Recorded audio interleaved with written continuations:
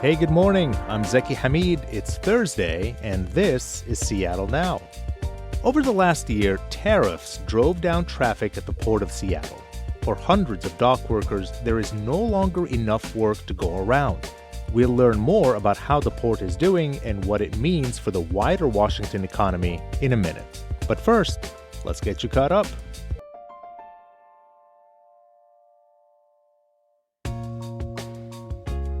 The fight over natural gas is before the state Supreme Court today.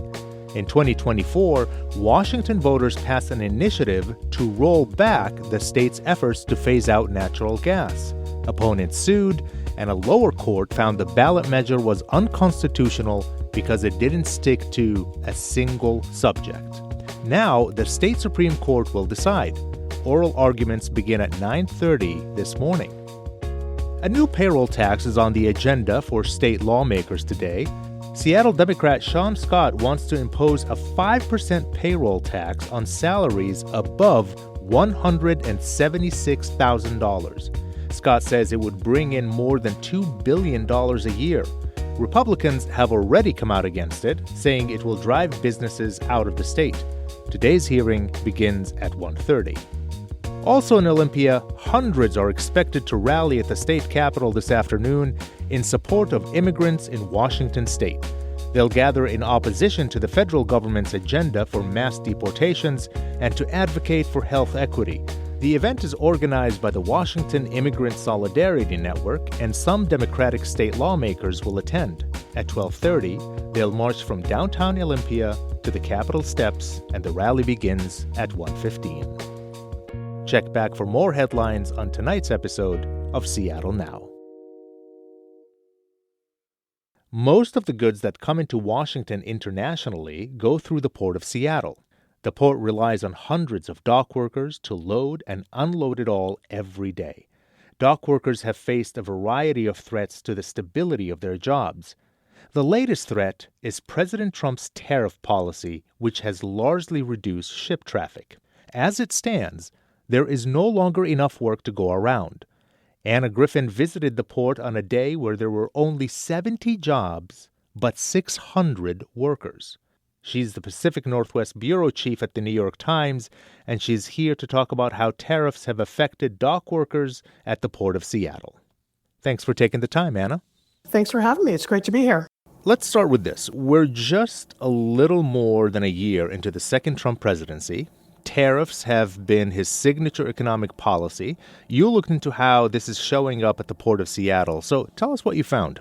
Well, the biggest thing is just vast uncertainty about whether there is going to be work on any given day.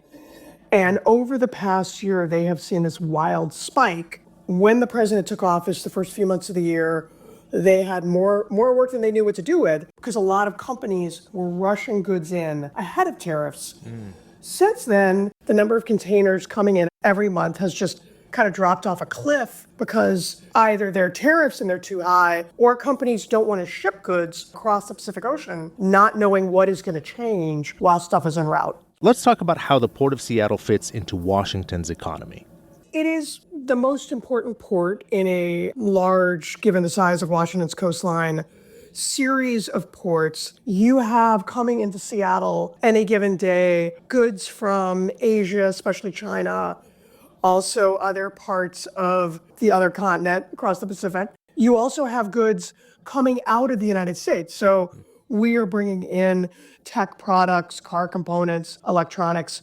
We're shipping out grain, wheat, soybeans, apples, all the great things that farmers grow in the Pacific Northwest, but also in the Midwest, because a lot of things come by train from the middle of the country through Seattle. So that means these jobs are incredibly important because they get us the goods that we use every day, and because they are an increasingly rare example of really stable, solid, blue-collar career paths for people who don't want to go to college, don't want to work in an office. Right. So we established the importance of the ports to Washington's economy.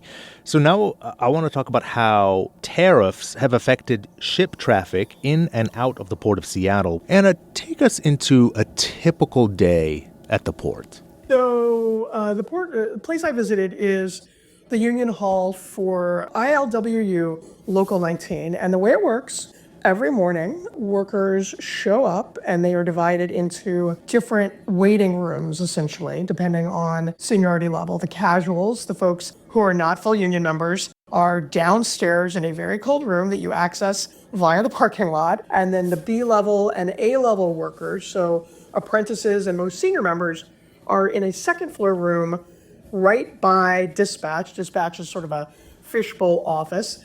And the dispatchers know, and they write out on a big whiteboard, it's all very old school technology, on a whiteboard, which ships are in, how many jobs there are in any given day. And then over the course of about 10 minutes, they dole out those jobs based on seniority, based on who worked more recently, based on specialized skills. What is happening now is there simply are not enough jobs to go around. The Monday morning that I was there were 70 jobs, and Local 19, they have 600 workers. So that means maybe all of the most senior workers will get work that day. The day I was there was no work for the B-level apprentice workers, and there was once again no work for the casual workers. So it was a really frustrating day for a lot of people. Before Trump's second term and the tariffs that came with it, how did getting into dock work and rising in the ranks typically work? So it's important to note that this is not just a President Trump problem. Dock workers have faced far more uncertainty in the last generation than before that. Like if you talk to them, it's not just President Trump is ruining our lives. Mm-hmm. It is the shipping industry is radically changing. How so? You have automation happening at a lot of terminals. You have increased competition with terminals in Mexico and Canada, where it is often just simply cheaper.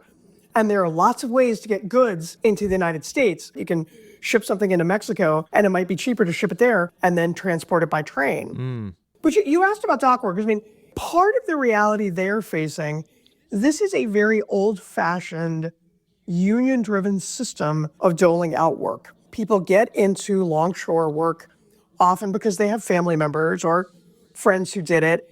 And it is a trade. You work your way up from what they call a casual, somebody who is not a part of the union, does not have benefits, is not guaranteed any work, and you accrue time and you become an apprentice, and then you become fully registered, full member of the union. Once you get to that level, these are great blue-collar jobs. At the Local 19 Union Hall, where I spent some time, workers at the A level, so the people with the most experience, they're guaranteed pay for 40 hours of work a week, even if there's no work. Oh, wow. Yeah. The path to get there, it is taking longer and longer and longer. And what used to be sort of seen as a kind of a rite of passage, you do your time, you pay your dues, it is now becoming something far less certain and more arduous. So you mentioned there's the casuals. These are people that are not guaranteed work. They're not technically in the union yet. And then there are the senior level people. What did the casuals that you talked to tell you?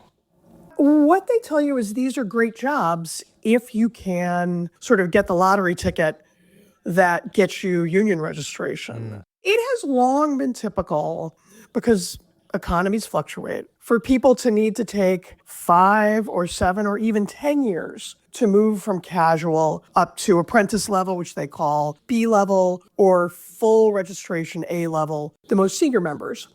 The difference now is that people are showing up on a regular basis and there is simply no work. So I talked to a number of people who are casuals. They show up every day and they are lucky if they get 3 or 4 shifts, like a day's work in a month. You can't make a living that way. You can't survive that way. Right. Have you noticed that any of the casuals are moving away from this line of work? Or if they are sticking around, why are they still choosing it? Well, people are still sticking around because once you get in, these are great union jobs with fantastic benefits, really good pensions, a lot of scheduling flexibility, that guaranteed pay. And at Local 19, they have an added benefit that if you are a senior member, fully registered member of the union, and you die before you reach retirement age, you can pass what they call your book down to your kids, and they are instantly in at the apprentice level. So they get to skip the whole casual thing. Tell me about one of those casuals that you talked to. I heard a lot of really hard stories. I interviewed one woman who She's in, I think, her early 40s, and she's been a casual for 7 years. She still lives with her mom. She has put off getting married, having children. She said sometimes she's working 2 jobs, sometimes she's working 4 jobs. A typical day for her, she will show up around 6:30 for a morning dispatch. If she doesn't get any shifts, she will go work a gig economy job. She will come back around 4:30 for the evening dispatch. If she doesn't get any shifts, she will go drive DoorDash.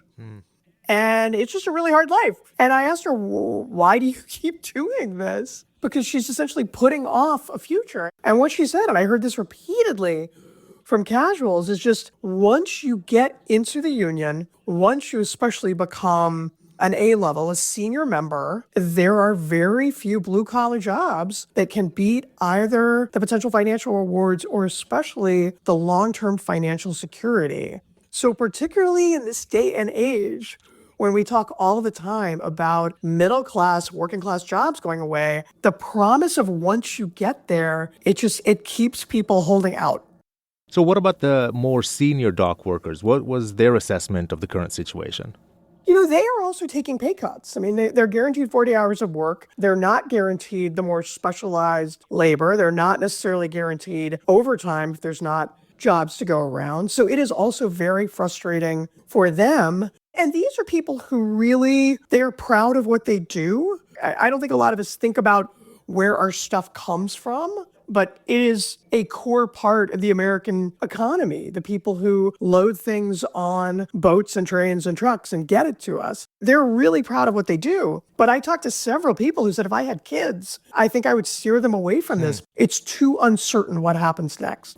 The general understanding about tariffs and the impact has been that it's not as bad as predicted. Inflation has not exploded, for example. But your reporting suggests there are broader consequences for the economy than just inflation. What do you take away from this? And I know you mentioned that it's not just about the tariffs and the current presidency, that there are other challenges here.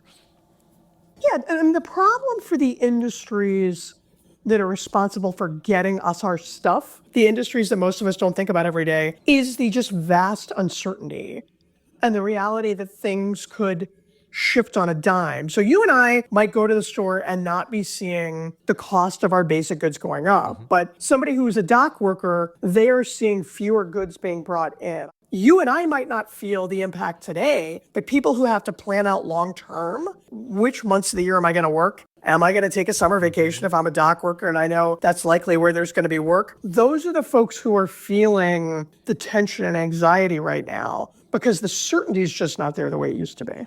What change do dock workers want to see? I think they would, I think they would like, in a dream world, they would like us all to move away from the idea that automation is going to solve our problems. Right. Because in some ways, that is the bigger long-term threat to them, is ports that are robot run or almost all robot run. I think they would like more stability in the economy. There are some fees that the federal government has been charging on shipping that date back to the Reagan administration. They would love for those to go away because they make a huge difference on the cost of each boat that comes in and the likelihood that shippers will come here versus, say, the Port of Vancouver or down in Mexico. And I think they also would like you and I and folks who don't feel the kind of day-to-day impacts the way they do to think a little bit more about how our economy works.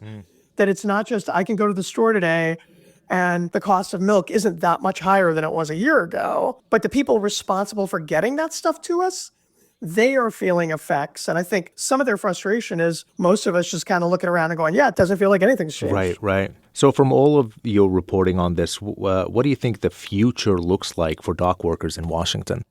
It's hard for me to be optimistic because it's not just President Trump's economic policy, right? It is an industry that is fundamentally changing, moving toward robots and automation, moving toward goods just get sent other places before they come to the U.S. The one silver lining in Seattle in particular is that the cruise ship industry has discovered Seattle in a new way. There are a lot more cruises up to Alaska. We can ignore that climate change has something to do with that. But those are also jobs that dock workers work because cruise ships are giant floating cities. And what we are now seeing at the Port of Seattle is they are seeing the most consistent work in the summer, which is a big change. Anna Griffin, New York Times Pacific Northwest Bureau Chief, thank you so much for joining me today. Always a pleasure. Thanks for having me. Appreciate you listening to Seattle Now, and thanks to our generous donors for your support. You can help us out by clicking the link in the show notes and following, rating, and reviewing the show on your podcast app. Today's episode was produced by Brooklyn Jamerson Flowers. It was edited by Caroline Chamberlain Gomez. Our production team also includes Andy Hurst, Vaughn Jones, Paige Browning, and Patricia Murphy. Greg Kramer does our theme music. Seattle Now and KUOW Public Radio are members of the NPR network. I'm Zeki Hamid. Be kind to each other, and we'll see you tonight for Evening Headlines.